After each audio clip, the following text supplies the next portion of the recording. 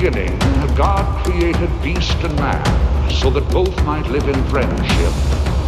Evil men betrayed God's trust and waged bloody wars, not only against their own kind, but against the apes. Our Savior led a remnant of those who survived in search of greener pastures, where ape and human might forever live in friendship.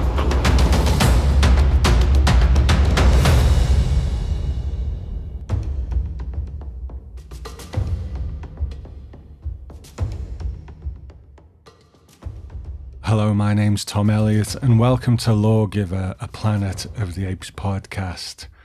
Now, while I did say my next episode would be a deep dive into Pierre Boulle's original novel, the good thing about having a multi-format podcast is that if there's something ape-related that comes out, I can literally just switch on the microphone and talk about it, which is what I'm going to do tonight. Now, apologies, my voice is not quite up to par. I'm just getting over a cold, but I couldn't let tonight go by without putting some comment here on Lawgiver, because today, on the 2nd of November 2023, 20th Century Studios have released the teaser trailer for Kingdom of the Planet of the Apes. Now, because I haven't really got the podcast going yet, I don't believe I've actually said what my thoughts are on the reboot Planet of the Apes trilogy, Rise, Dawn and War. As a person who grew up with the Planet of the Apes TV show and the original movies and then the comics, you might think I would have some sort of precious attachment to those, but I find it difficult to accept reboots or remakes or whatever you want to call them. But the truth is I don't. You know, the original 5 movies absolutely hold a special place in my heart that nothing else will ever fill. But they're done.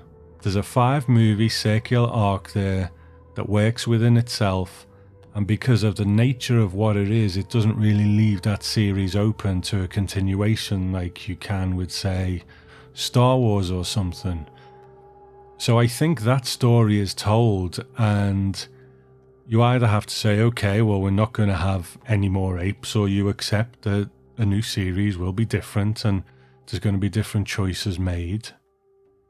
And I really have no need to kind of pit each generation of Planet of the Apes against other generations in some sort of nostalgic battle. Of course, there's going to be comparisons and discussions about that, but I just don't think there's any need to kind of raise one Planet of the Apes series up by bashing another one, if you know what I mean. So I'm incredibly open to restarting the series again, and I'm a big fan of the 3 movies that have restarted the Apes franchise. I think Rupert Wyatt and Matt Reeves did a phenomenal job with those films, and then of course you got the work by Andy Serkis and Weta bringing Caesar to life, and that was just amazing. So we'll get to those films down the line, but what about the trailer that we're presented with today for Kingdom of the Planet of the Apes?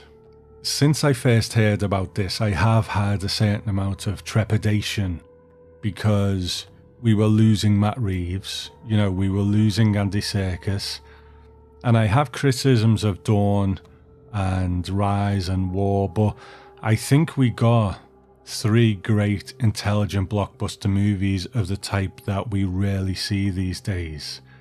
Now, the incoming director is a gentleman called Wes Ball, and I just didn't know him.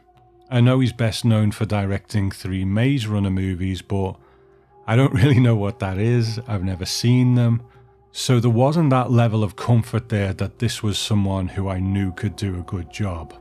And I was concerned that this may be a case of 20th Century Studios cutting costs with a much less high-profile director and maybe giving us a bit of a cheaper take on the franchise.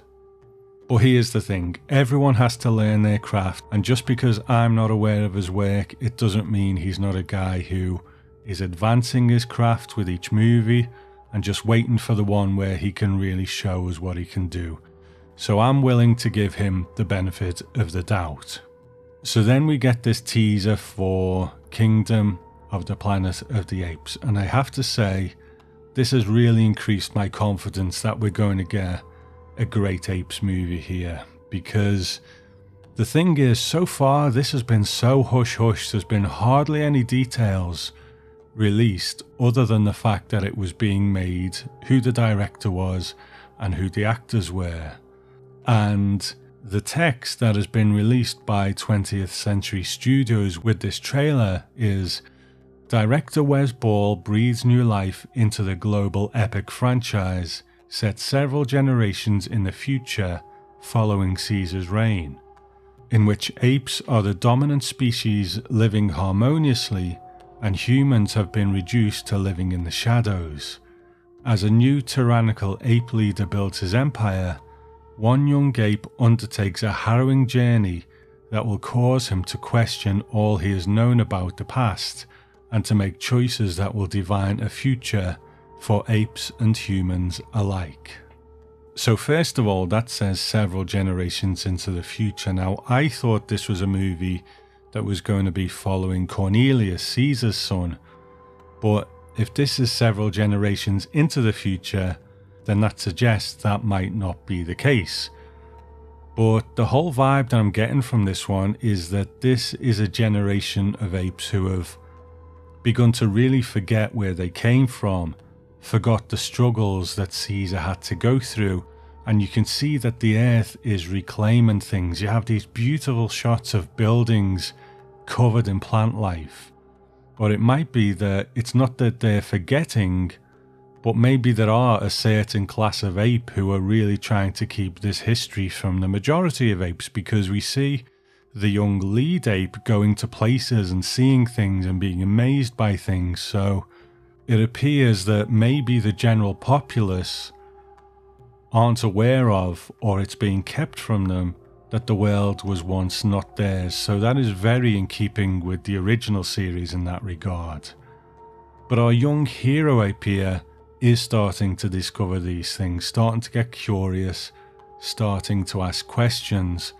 And what I'm really welcoming of in this trailer is that this generation of apes have started to clothe themselves, started to have more uniform-like clothing, you know, maybe even group into different roles depending on species. I guess we'll see down the line with that one, but are they going to start to slot into those familiar roles that the apes did in the first films? And as you know, if you listen to any of the previous podcasts, I'm a big fan of Planet of the Apes comics. But while I love the new trilogy, one thing I've always struggled a little bit with is the comic tie-ins, because it's, you know, a load of human characters, a load of apes characters, and the apes characters don't have the kind of iconic dress of the originals, if you like. And I find them to be a lot less visually interesting on the page, so it can be a bit bland. But now we're getting to that era of all this iconography starting to come in, and I love that. So I'm really looking forward to what they come up with the comic tie-ins with this one. Now, early on in the trailer, we have quite a lawgiver-esque looking orangutan. I wonder whether that's where they're going with that. Then later on, we have the chimps on horseback with the big fur shoulder pads chasing down humans. Again, very reminiscent of the original series. And then we have the gorillas, who are also starting to have their own look about them. And we see one with this, is it some sort of stun gun or electrified stick? I don't quite know, but I'll be curious to see how that one plays out. And then at the end of the trailer, we have what they describe as this new tyrannical ape leader who has the collar on, he's got the crown on, and he shouts to the crowds, "What a wonderful day." So obviously a little nod to Immortan Joe in Mad Max Fury Road from that character. So what I really like with this one is how they've pitched the next step of the evolution. They've always been really careful about that, I think, in these films, to keep it sort of grounded and realistic. But now we're starting to advance. You know, the formation of the ape society where they're no longer the hunted, so they start to settle and they start to find their own personality. And I think, they haven't gone out and had everyone in uniforms and so on, but it's starting to go that way, and I think they've really pitched that very well. And it does suggest that this is a movie that has something to say. One of the things that defines us as people is the struggles that we go through as humans. And some say that's when human beings are actually at their best, because when things get too comfortable, that's when things like greed and lust for power start to take hold. The oppressed become the oppressors, and that's what looks to be happening here. Yes, we're talking about apes, but the point has always been with the Apes movies that we're talking about ourselves, really. The apes represent an aspect of ourselves. So what does happen when you have this oppressed species, the apes, and now all of a sudden they're on top? How is that going to manifest? What problems are they going to start to have? And are they just going to kind of repeat the problems that we had? That always seems to be the case, doesn't it? And I think this guy at the end, the Immortan Joe ape, is obviously going to be a big part of that. We haven't just got a cookie cutter bad ape. He's got charisma. He's a charmer. I'm sure he's a bad ape through and through, but he has real personality. Apes will want to follow him. And I really can't wait to see what he is all about. So I will leave it there, because at the end of the day, it's, it is just a teaser. I'm sure there'll be a lot more to say about the actual trailer when it comes out. But I'm excited by this one. I love how we're skewing towards the original timeline era, and the iconography is similar but different. So roll on Memorial Day 2024, because we'll be watching and we will talk about it here. So I'm Tom Elliot, you've been listening to Lawgiver, and I'll speak to you soon.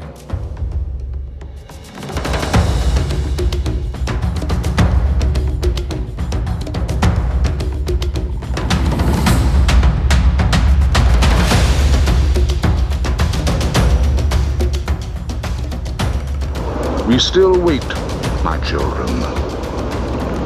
But as I look at apes and humans, living in friendship, harmony, and at peace, now some 600 years after Caesar's death, at least we wait with hope for the future.